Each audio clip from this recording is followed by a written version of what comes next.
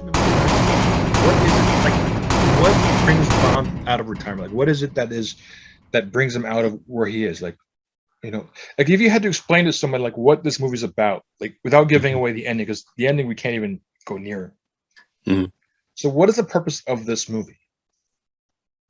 What's the purpose of this Bond? Yeah. I think that he just wants, he wants to settle down. Hmm.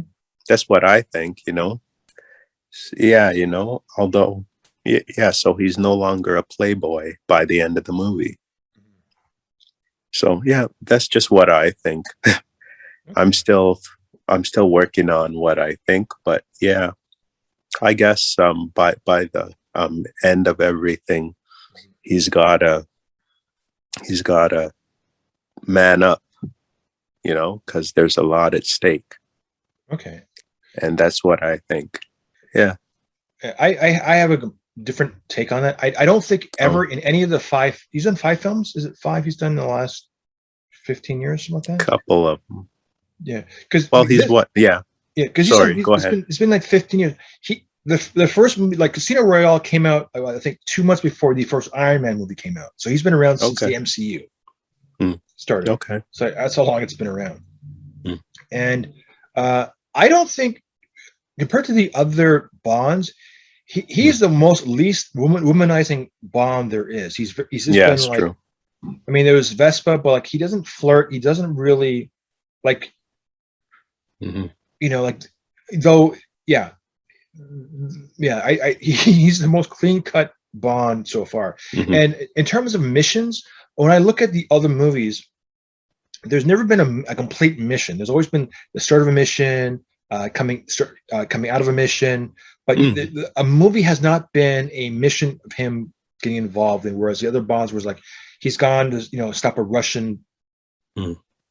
sabotage plane or whatever, satellite dish, whatever it is. That's his goal. Or find Scaramanga and his golden Hmm. gun. Like there's something for him to go and do. This one, Okay. it's like the start of something or the end of something, and there's never like a complete mission from beginning to end. And even in this one, he's coming out of retirement Hmm. to do one last um, Thing. thing. Yeah. Okay. So so this is a very different, like in terms of storytelling, this is not one of the more uh yeah, it's more of a background story, like learning about his past, learning about the Hmm. character. This is the kind of Bond, like if you were to look at like Sean Connery and the Roger Moore movies, and but you're getting more backstory of each individual character. Like these are the Bond moments between the Bond movies that existed beforehand. Like work, like his history, his relationship with Moneypenny, like these are the glue points, like the little cliff notes to the other movies. Hmm. You know, Okay. so yeah, I never got that full adventure. Hmm. And though you get an adventure here, the closest thing he had to a brother was Jeffrey Wright character. Uh, Okay. that was like his brother in the movie. Hmm. Like even though Blofeld was his adopted brother, Okay. that was interesting. Also, did you understand the plot? Like because there's so much intensity. Like I didn't know what the plot was like of this movie. Like they tell you about the Hercules project. You don't know what that is until like 2/3 into the Hmm. film. So I was sort of baffled. Like what is the point of what is he going after? You know, it's not Yeah, I until don't he gets know. to Cuba and the Jeffrey Wright's character, I forgot his name. Sorry, I forgot his name. He tells Okay. him, "Oh, MI6 and the CIA, we're not communicating. Yet we're on the same team," and he kind of lets him in on what's going on. And Hmm. that's when we're up to speed with all of this. Yeah, I think there's a lot of exposition, but it's Hmm. it's it's not clear until we get to the last third of this film. Blowfield tells him, like, if you want to know what's going on, talk to Matt. Talk to her. She's the key to everything. Mm. Yeah. You know. And even when you're in the car, you see his face. They're shooting the car, like, and the bullets are penetrating, are getting closer into the glass, and Yeah, she's you're right. screaming because he thinks she's betrayed him. Hmm. And he's just standing there looking at her, and then he goes, okay, and that's when he starts to shoot back, you know, Okay. because he Yeah, you're finally right. believes her at that certain Hmm. point. But then yet they go back and forward with a trust issue. So I don't think it's Mm. necessarily so straight, so cut and dry. But like, so what are your thoughts with that? Yeah. Trust is huge in relationships, right? Mhm. So yeah, I can see why this movie is important. He's got to have a responsibility now. Mhm.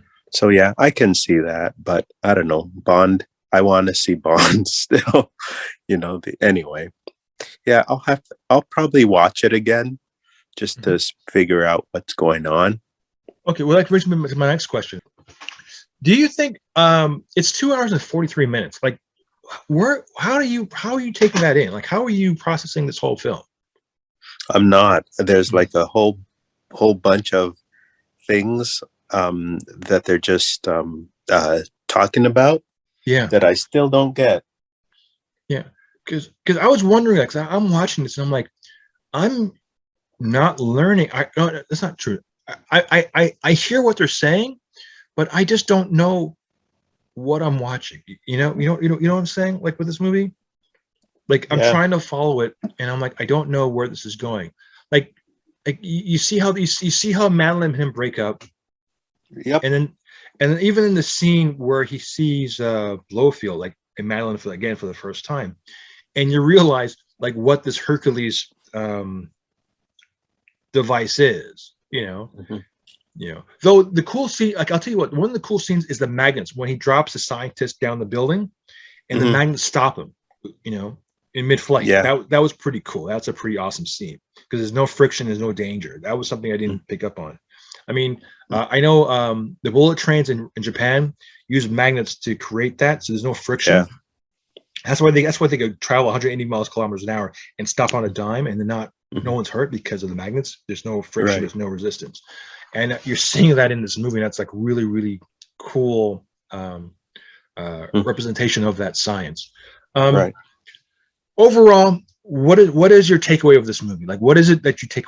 Even though it's a lot to take in, but like, what's your biggest takeaway of this film besides the ending and the closure of the character? Um, that the man has a heart Mhm. because he put the daughter above himself, Right. right? And Bond would have usually just don't care. Mhm.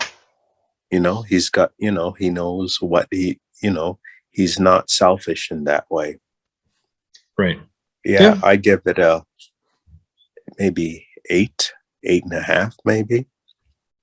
Yeah, Yeah. I don't know. It's hard to say, because this Bond, yeah, he's got a good heart.